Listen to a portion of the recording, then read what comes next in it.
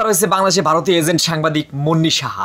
কে এই মুন্নি সাহা? আরে মুন্নি সাহা হচ্ছে একজন এমন ব্যক্তিত্ব যিনি ৭১ টেলিভিশন সহ বিভিন্ন টেলিভিশনে অনিষ্ঠার সহিত দায়িত্ব পালন করেছেন। এখন কথা হচ্ছে ইনাকে স্বয়ং জার্নালিস্ট ইলিয়াস হোসেন কী বলে আখ্যায়িত করেছে, আপনারা শুনলে পুরোপুরি অবাক হয়ে যাবেন। বিশেষ করে মোরকে বলছে ঠিক, ইনাকে ভূত হিসেবে আখ্যায়িত করেছে। বিশেষ করে হ্যাপি হ্যালোইন নামে একটা অনুষ্ঠান হয় পশ্চিমা দেশগুলোতে, সেখানে ইনার ছবি পোস্ট করে ইলিয়াস হোসেন বলেছে হ্যাপি হ্যালোইন। এরকম বিভিন্ন সময় আমি লক্ষ্য করেছি। শুধু ইলিয়াস হোসেন না, বিভিন্ন জার্নালিস্টরা তাকে নিয়ে সমালোচনায় পঞ্চমুখ ছিলেন, কারণ তিনি দেশ বিরোধী স্বার্থে সর্বদা আওয়ামী চাটুকারের একজন দালাল ছিলেন এই মুন্নি সাহা। বিশেষ করে তিনি এতদিন যে সংবাদগুলো উপস্থাপন করেছেন আলেমের বিরুদ্ধে, ইসলামের বিরুদ্ধে, এমনকি বাংলাদেশে ভারতীয় এজেন্ডা বাস্তবায়নের জন্য যে কয়জন নীল নকশা এঁটেছিলেন তাদের মধ্যে অন্যতম হচ্ছেন এই মুন্নি সাহা, যিনি সাম্প্রতিক কাওরান বাজার থেকে সম্ভবত না কোথাও থেকে গ্রেপ্তার হয়েছেন। বিশেষ করে জনগণ তাকে কোনো রকম উত্তম মধ্যম না দিয়েই পুলিশের হাতে সুবদ্ধ করেছেন। এটা হচ্ছে বাংলাদেশের তাওহিদি জনতা এবং স্বাভাবিক গণতন্ত্রপন্থী মানুষের একটা অভিপ্রায়। এক কথা হচ্ছে অন্য কোনো লোক হলে তো, বা তারা যদি যে কোনোভাবে এরকম ব্যবস্থা হতো আপনারা বুঝে নেন। এখন কথা হচ্ছে এই মুন্নি সাহা তিনি ৭১ টেলিভিশন, বিশেষ করে ৭১ টেলিভিশনকে একটা গুজবের আখড়া হিসেবে কাজ করে, সেখানে দায়িত্ব পালন করেছেন এবং সরকারের তেলবাজিতে মত্ত ছিলেন যিনি, তিনি হচ্ছেন এই মুন্নি সাহা। মানে সরকারের কোনো দোষ ত্রুটি এদের সামনে ধরা পড়তো না। আর একজন আছেন ফারজানা রূপ, আপনারা জানেন ৭১ টেলিভিশনের, কিন্তু এনার সাথে আরেকজনকে গুলিয়ে ফেলেন না, তিনি হচ্ছেন ডিবিসির নাজনীন মুন্নি, আর ইনি হচ্ছে মুন্নি সাহা, ইনি সনাতন ধর্মের। কিন্তু এনার মাথায় আমি কোনোদিন টিপ টুপ দেখি নাই। আসলে কথাটা কোনভাবে হয়ে গেল আমি জানি না। আসলে ইনি কিন্তু সর্বদাই সাম্প্রদায়িকভাবে আঘাত করতো বাংলাদেশের ইসলামকে, আলেম ওলামাদেরকে। বিশেষ করে শাপলা চত্বর নিয়ে সবচেয়ে বেশি যে অ্যাক্টিভিটি দেখিয়েছে আলেমদেরকে ফাঁসানোর জন্য, তিনি হচ্ছেন এই মুন্নি সাহা।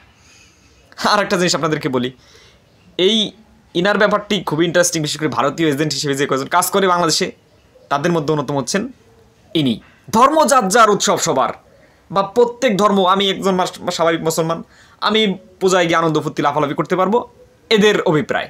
অথচ তারা কোরবানিতে আসবে না, এটা নেই আমি কিছু বলবো না। যাই হোক, কথা হচ্ছে এনাকে গ্রেপ্তারের পর যথেষ্ট আলোচনা সমালোচনার সৃষ্টি হয়েছে। একই সাথে একটা ভয়ঙ্কর ব্যাপার হচ্ছে নরেন্দ্র মোদী যে কার্ড খেলতে চায় বাংলাদেশে, সংখ্যালঘু কার্ড, সেটা কিন্তু একটা ভয়ানক পরিস্থিতির দিকে যেতে পারে।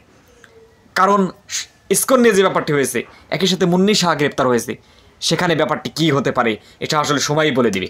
তো বন্ধুরা, সে ব্যাপার আর মুন্নি সাহাকে আপনি কী বলতে চান সেটা অবশ্যই কমেন্ট করে একটু মন্তব্য করে লিখে জানাবেন।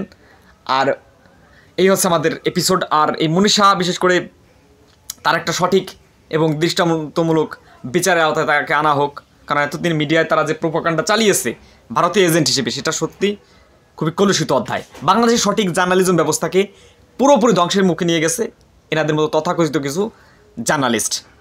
বিশেষ করে এনাদেরকে আসলে সিআরএস বাহিনীর কোনো বিষয় নিয়ে সমালোচনা করা আমি মনে করি উচিত না। তারপরে যে প্রথমে বললাম ইলিয়াস হোসেন তাকে হ্যালোইনের বা ভূতের একটা অংশ বিশেষ বলে আখ্যায়িত করেছেন, আসলে সেটা আপনারাই কমেন্টের মাধ্যমে বিচার করবেন। যাই হোক, বাংলাদেশে আরও যারা চাটুকার দালাল সাংবাদিক আছেন তাদেরকে অবিলম্বে গ্রেপ্তার করে বিচারের মুখোমুখি আনা হোক, এটাই আমাদের একটা অভিপ্রায় থাকবে। বিশেষ করে জুলাই বিপ্লবের বাধা ছিল অন্যতম এরা, কারণ এদের কারণে কিন্তু বাংলাদেশের সঠিক কথাগুলো প্রচার করতে বা মিডিয়ায় সেভাবে আসে নাই। যাক, সবাই ভালো থাকবেন, সুস্থ থাকবেন। আপনাদের সাথে দেখা হচ্ছে নতুন আরও একটি পর্বে। আর এই তথাকথিত দালাল চাটুকার সাংবাদিক নিয়ে আপনি কি বলতে চান সেটা অবশ্যই কমেন্ট করে মন্তব্য করে লিখে জানাবেন। তো আপনাদের সাথে দেখা হচ্ছে নতুন আরও একটি পর্বে। আসসালামু আলাইকুম।